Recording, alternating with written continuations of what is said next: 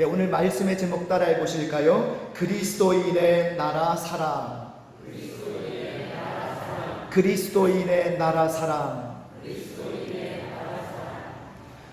내일부터 한 주간 우리 지방의 목회자 부부 해외 수양회를 다녀올 예정인데요. 이렇게 해외로 여행을 하다 보면 언제나 느끼는 것이 있습니다. 그것은 나라의 고마움이 있죠. 내 나라가 있어서 내 나라의 신분으로 내 나라의 여권으로 다닐 수 있다는 것이 참 감사한 일입니다. 내 나라가 아니기에 다른 나라에 들어갈 때는 뭔가 이 들어가는 절차가 굉장히 까다롭고 힘들고 왠지 좀 불편하고 이상하게도 기도 죽습니다.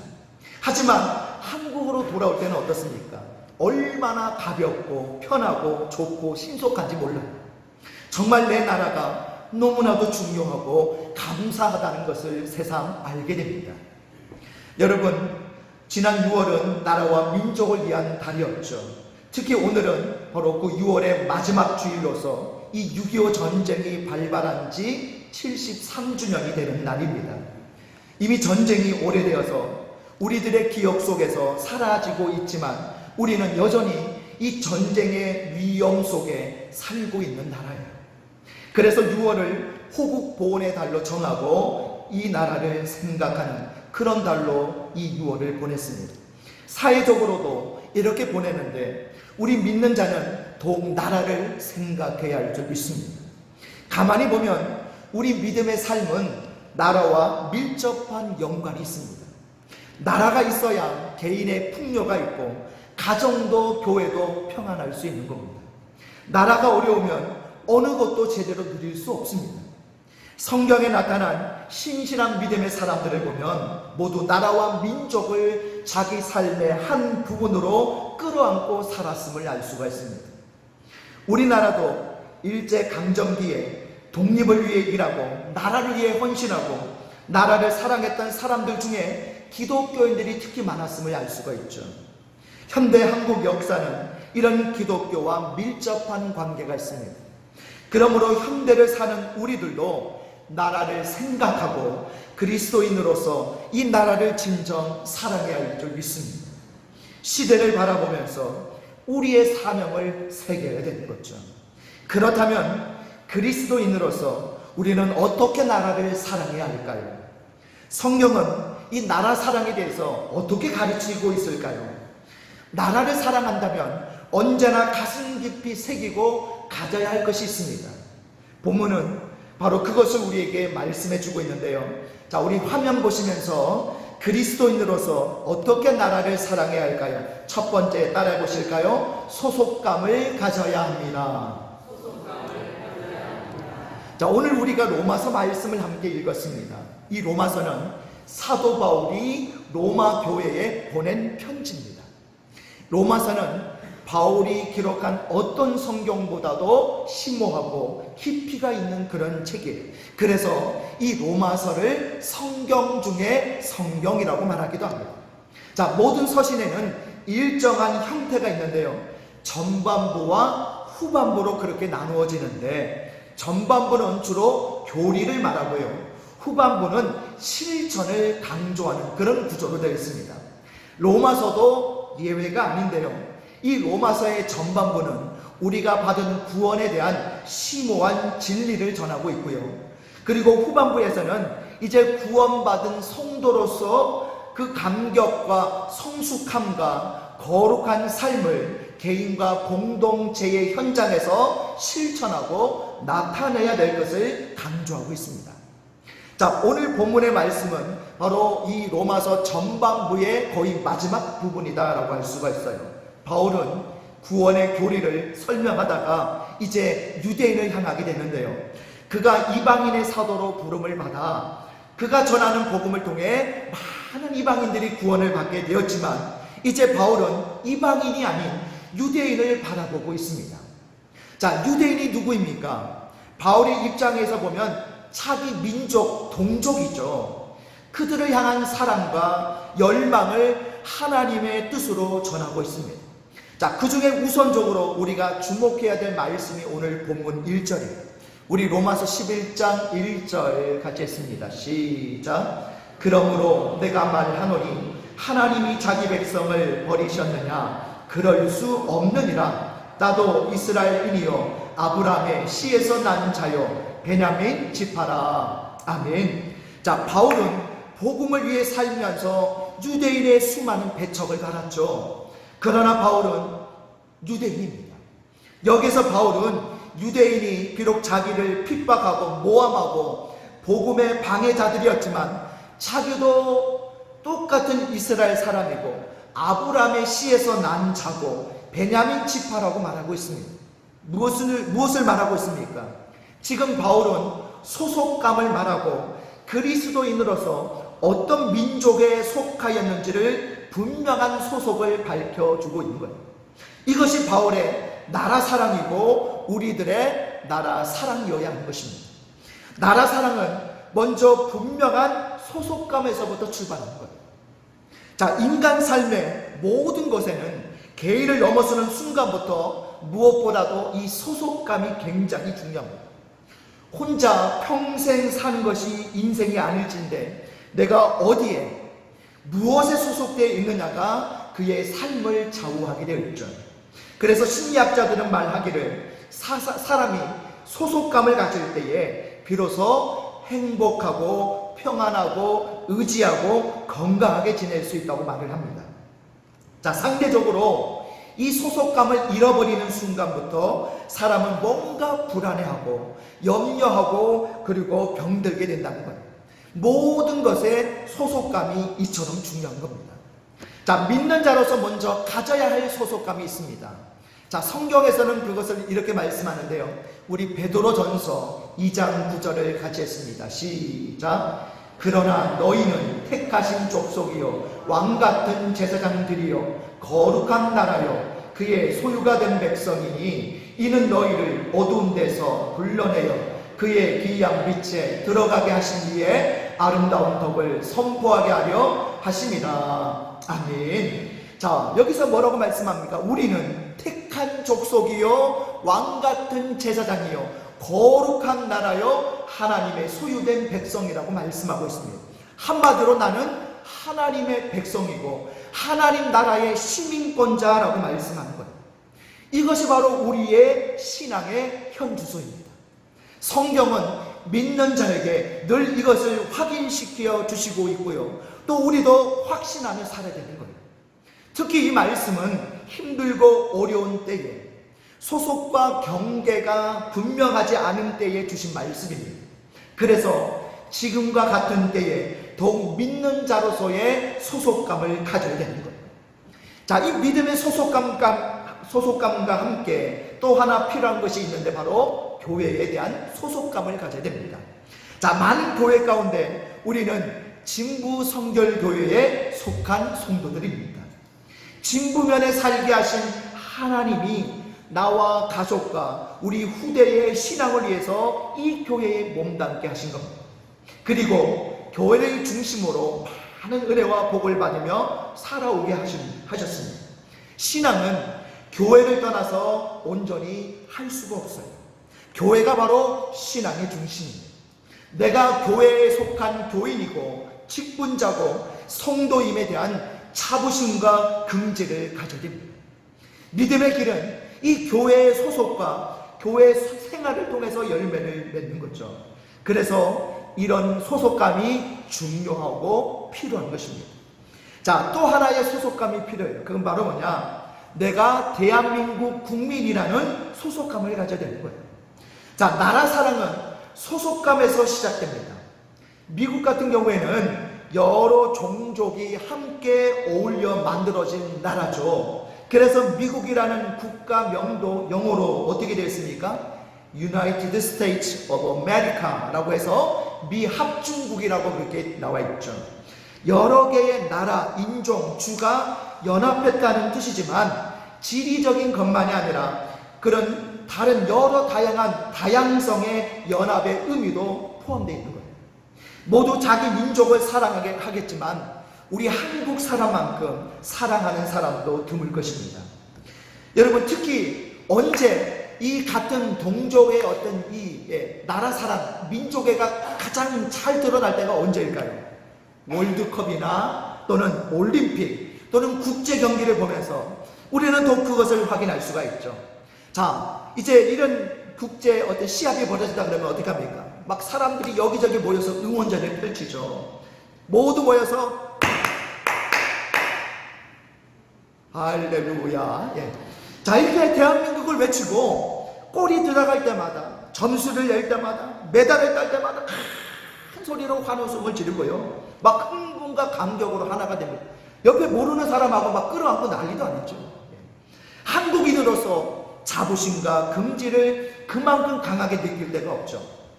여러분, 그리스도인으로서 이 나라 사랑은 무엇보다도 소속감을 갖는 것에서부터 시작이 되는 거예요. 신앙과 삶의 소속감의 중요성을 언제나 잊지 마시기 바랍니다. 먼저 나는 하나님의 자녀요, 백성이라는 소속감을 분명히 하시기 바랍니다. 그리고 흔들림 없는 믿음을 가지시기 바랍니다. 또한 내가 우리 진부 성결교회에 속한 교인임을 자랑스럽게 여기시기 바랍니다. 그리고 무엇보다도 내가 몸담고 있는 이 대한민국이라는 이 나라에 내가 국민이라는 소속감을 잊지 마시기 바랍니다. 그래서 늘 자부심과 긍지로 감사하며 사시는 저와 여러분 되시기를 바랍니다. 자, 두 번째입니다. 우리 화면 보시면서 그리스도인으로서 어떻게 나라를 사랑해야 될까요? 우리 따라해 보실까요? 책임감을 가져야 합니다. 자, 바울은 이방인들이 주께로 돌아온 것을 보고 기뻐합니다. 또한 이 일에 부름받은 사명을 신실하게 감당하여 자기가 쓰임을 받고 있는 것에 감사하고 있어요. 자, 그러면서 자기 동족 유대인을 향한 사명을 확인합니다. 하나님의 구원은 이방인이나 유대인이나 구분이 없다는 거죠. 이방인 가운데서도 믿지 않는 자가 있고 유대인 가운데서도 믿는 자가 있음을 알려줍니다. 자, 그 하나의 예를 엘리야 선지자의 시대를 예로 들고 있는데요. 엘리야는 아합이 모든 선지자들을 죽이고 자기만 남겨둔 것으로 생각을 했습니다. 그럴 때 하나님의 답변은 자기를 위하여 바알에게 무릎을 꿇지 않은 사람 7,000명을 남겨두었다라고 말씀을 하셔요. 그러면서 바울은 5절에 이렇게 말합니다. 우리 로마서 11장 5절 같이 읽습니다. 시작. 그런즉 이와 같이 지금도 은혜로 택하심을 따라 남은 자가 있느니라. 아멘. 유대인 중에도 많은 사람들이 아직 구원을 기다리고 있다는 거예요. 하나님은 이들을 구원받게 하시려고 지금도 남겨두셨다라고 말씀합니다. 바울은 그래서 이 남겨진 구원받아야 될 이 유대인들, 자기 동족들에 대한 책임감을 느끼고 있는 거예요.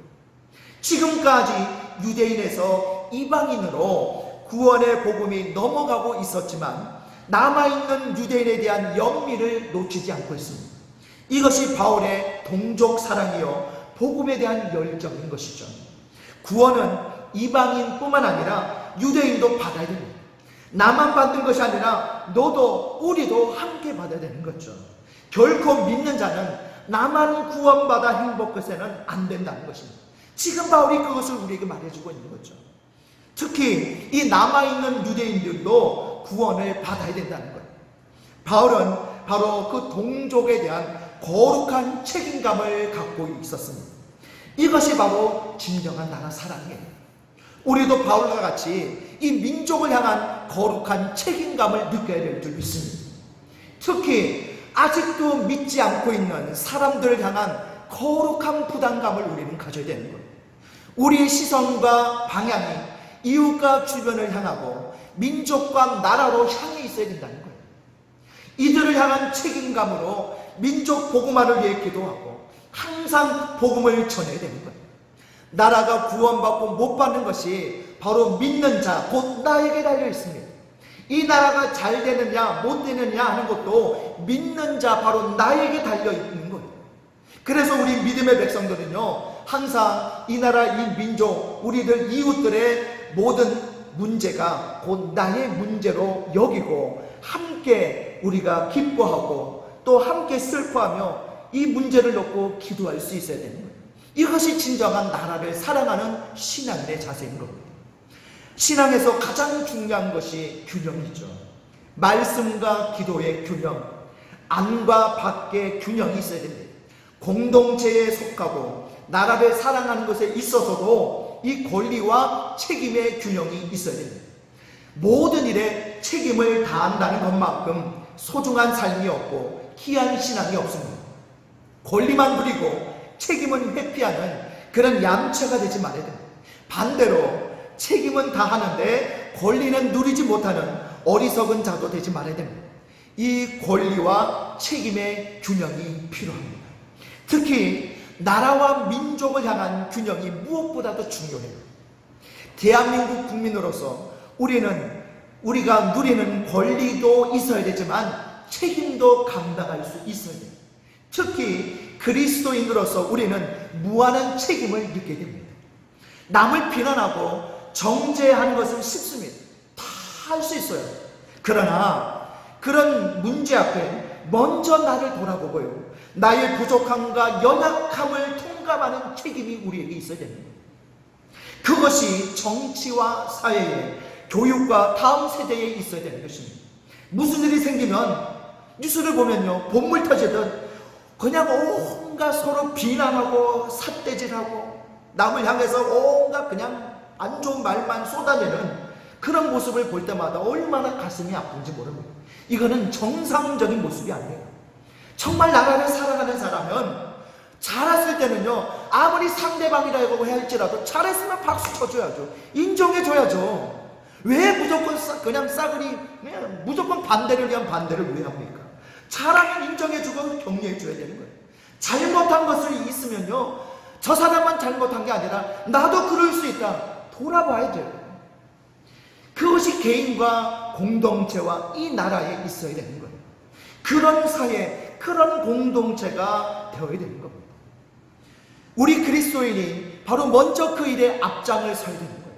그래야 이 나라, 이 민족이 바로 그렇게 바로 설 수가 있게 되는 겁니다. 이제 그리스도인으로서 우리는 이 민족을 향한 거룩한 책임감을 가져야 됩니다. 그것을 아는 자는 하나님 앞에 엎드려 기도하게 되어 있습니다. 민족을 가슴에 품고 기도하게 되어 있습니다. 구원받는 자가 날마다 더해지기를 위해 기도하게 되어 있습니다. 사회 곳곳에 만연되어 있는 온갖 타락과 부패와 모든 악하고 더러운 것을 하나님 씻어달라고 회개하며 간절히 부르짖게 되어 있는 거예요. 그리고 많은 구원받는 자가 생기도록 기도하면서 열심히 전해야 되는 것입니다. 모두가 구원받고 모두가 잘되고 모두가 잘 사는 그런 나라와 민족이 될 수 있도록 우리는 기도해야 되는 거예요.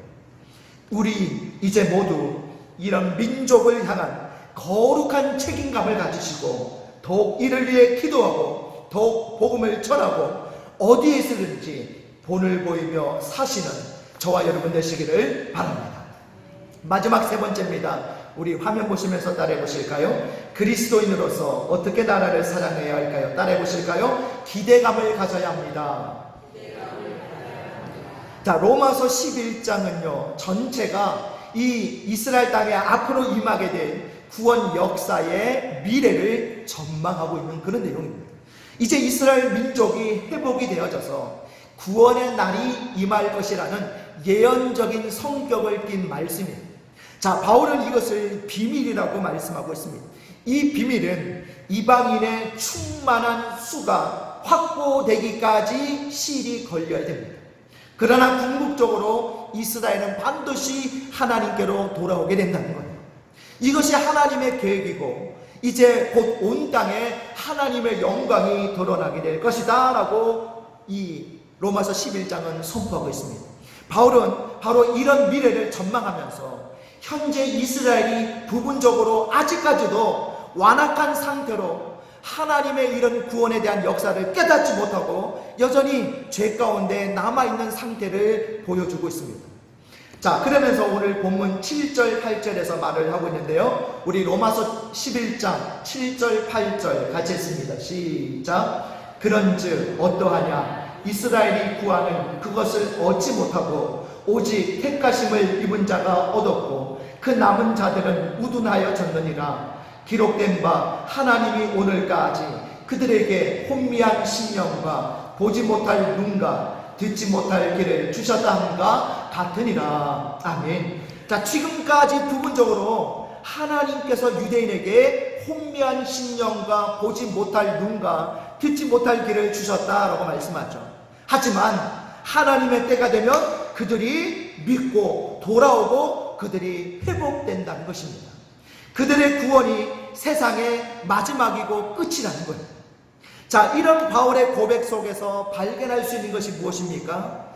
지금 바울은 이스라엘의 미래를 믿음의 눈으로 전망하고 있는 거예요.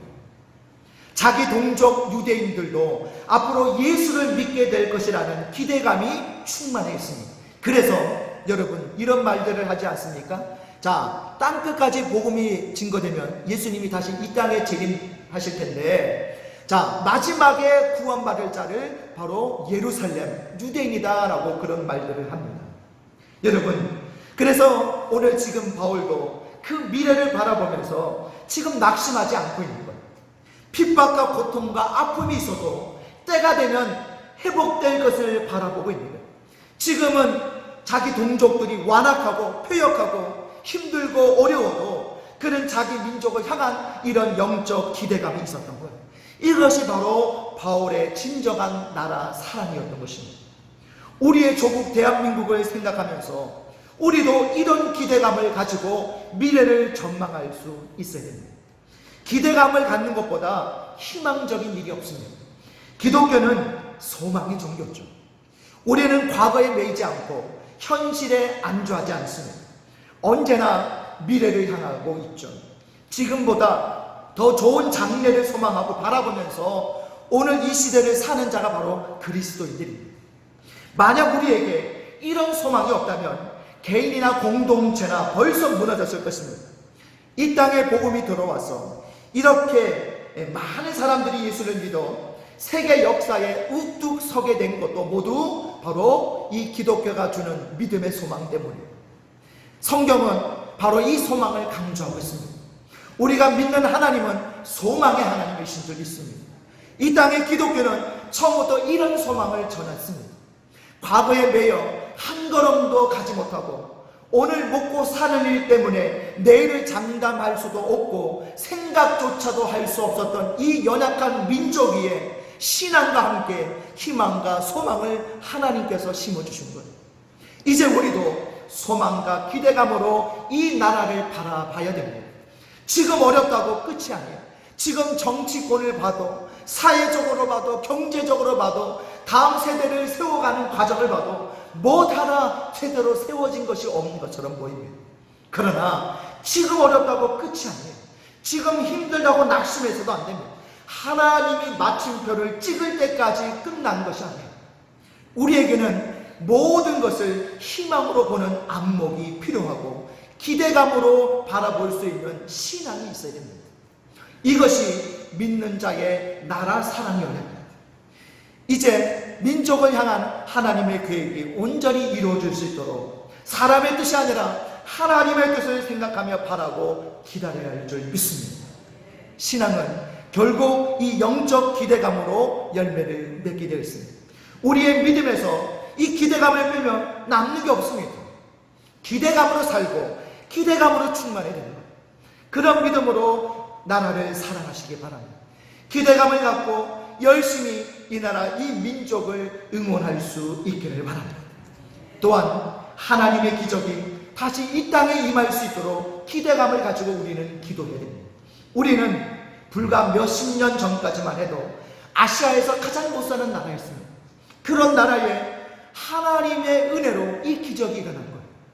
그런 기적이 다시 이 땅에 필요합니다. 어떤 기적이 필요합니까? 경제가 부흥하는 기적, 정치가 안정화되는 기적? 아니에요. 무엇보다도 이 민족 위에 성령의 바람이, 구원의 바람이, 복음의 바람이 불어오는 기적이 임할 수 있도록 우리는 기대하고 기도해야 될 줄 믿습니다. 과거에 70년대, 80년대 불었던 그 성령의 바람이 다시 이 시대에 우리가 살아가는 이 나라, 이 민족 가운데 불어올 수 있도록 우리는 기대하고 기도할 수 있기를 바랍니다. 여러분, 말씀을 정리합니다. 우리 화면 보시면서 같이 말씀 정리해 볼까요? 우리는 그리스도인으로서 어떻게 나라를 사랑해야 할까요? 우리 1번부터 3번까지 같이 했습니다. 소속감을 가져야 합니다. 책임감을 가져야 합니다. 기대감을 가져야 합니다. 그렇습니다. 여러분, 그리스도인의 나라 사랑은 이처럼 소속감, 또 책임감, 그리고 기대감을 갖는 것입니다. 오늘 주신 말씀을 마음에 담으시고 이 나라와 민족을 생각하며 믿는 자로서 더욱 나라를 사랑하고 기도하며 살아가시는 저와 여러분 되시기를 주님의 이름으로 축복합니다.